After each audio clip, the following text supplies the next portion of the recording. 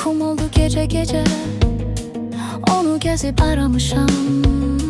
Qapı qapı küçə küçə, düşünürəm içə içə.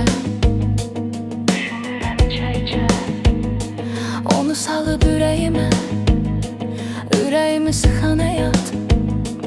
Axı belə hara gedir, axırıma çıxan həyat. Düz üzümə baxan həyat, düz üzümə baxan həyat.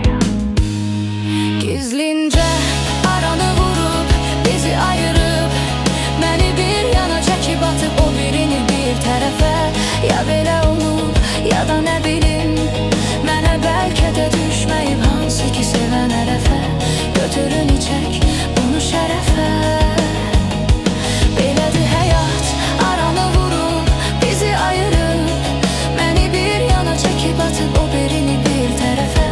Ya belə olub, ya da nə bilim, mənə bəlkə də düşməyib hansı ki sevən ərəfə. Götürün içək bunu şərəfə.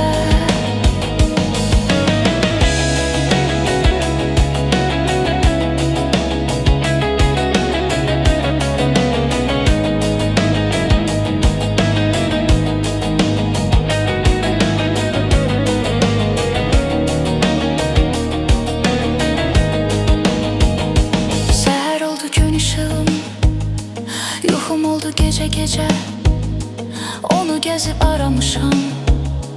Qapı qapı küçə küçə, düşünürəm içə içə. Onu salıb ürəyimə, ürəyimi sıxan həyat. Axı belə hara gedir, axırıma çıxan həyat. Düz üzümə baxan həyat, düz üzümə baxan həyat. Gizlincə aranı vurub, bizi ayırıb, məni bir yana çəkib atıb, o